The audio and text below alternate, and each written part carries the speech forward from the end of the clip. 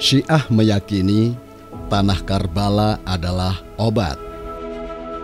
Yang aneh dalam kitab-kitab mereka sebutkan bahwasanya memakan tanah Karbala merupakan obat segala penyakit.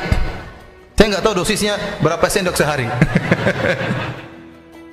Tapi disebutkan obat segala penyakit. Bahkan disebutkan kalau ada anak baru lahir, kalau kita ahlu sunnah, kita tahnik dengan korma. Kalau mereka kasihkan tanah Karbala, kasihan anak kecil kasih pasir. Dengan nada mengejek, Ustadz ini menghina tanah yang pernah dibawa Jibril dan dicium oleh Rasulullah SAW. Kami tidak akan pernah merasa heran melihat perlakuan orang semacam ini, apalagi yang berkenaan dengan keturunan Ahlul Bait Nabi SAW, ketika kelompok Imamiyah menjadikan tanah Karbala sebagai obat karena terdapat riwayat dari para imam mereka. Lantas apa yang menjadikan Anda keberatan? Bukankah di kitab Ahlus Sunnah sendiri terdapat riwayat tentang keutamaan tanah Madinah yang bisa dijadikan obat, yang Anda tidak pernah tahu? Simak riwayat berikut ini. Dalam kitab Sahih Al-Bukhari, terbitan Dar Ibnu Katsir, cetakan pertama tahun 2002 Masehi, halaman 1454. Diriwayatkan dari Aisyah Ummul Mukminin bahwa apabila Nabi SAW mendoakan orang sakit, beliau berkata, Bismillahi turbatu ardina biriqati ba'dina yushfa saqimuna bi'izni rabbina, yang artinya dengan nama Allah, debu tanah kami dengan ludah sebagian kami, semoga sembuh orang yang sakit dari kami dengan izin Tuhan kami. Di sini Rasulullah SAW mengobati seseorang yang sakit dengan tanah Madinah. Apakah hal ini disebut keanehan? Itulah yang selalu kami katakan, bahwa Ustadz ini tidak meyakini tabarruk, yaitu mengambil keberkahan dari orang-orang soleh, khususnya Rasulullah SAW. Sekarang mari kita lihat ulama besar yang keilmuannya jika dibandingkan dengan Ustadz ini, antara langit dan bumi. Apa yang dia perbuat dengan tanah Karbala?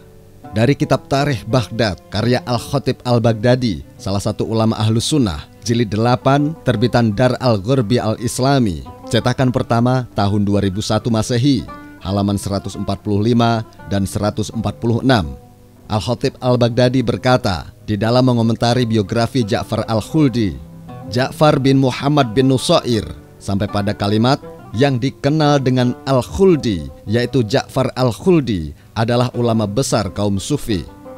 Pada halaman 146, dia adalah orang yang terpercaya, juga orang yang jujur, memegang teguh agamanya dan memiliki keutamaan.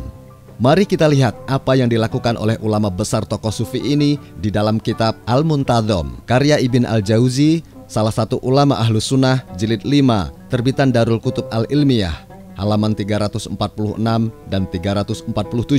Ja'far Al-Khuldi berkata, aku memiliki penyakit kulit yang parah, maka aku mengusapkan diriku dengan tanah kubur Al-Husain bin Ali bin Abi Thalib. Kami tegaskan, dengan tanah kubur Al-Husain bin Ali bin Abi Thalib. Lalu aku tertidur. Setelah itu aku terbangun dan tidak ada pada diriku penyakit kulit tersebut. Kisah yang disampaikan oleh Ja'far Al-Khuldi ini merupakan bukti bahwa tanah makam Imam Husain alaihi salam memiliki keberkahan dan keutamaan tersendiri. Memang berbeda dengan apa yang diyakini oleh Ustadz ini. Dalam kitab Siyar A'lam An-Nubala, karya Adz-Dzahabi, salah satu ulama Ahlus Sunnah, jilid 12, terbitan Muassasah Ar-Risalah, cetakan pertama tahun 1983 Masehi, halaman 466 dan 467.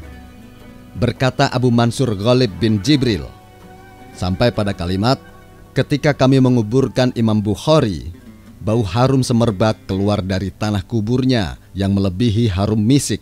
Wangi tersebut tetap ada berhari-hari. Kemudian pasukan kuda putih dari langit berbaris di hadapan kuburnya, sehingga manusia berkali-kali mendatanginya dan mereka merasa takjub.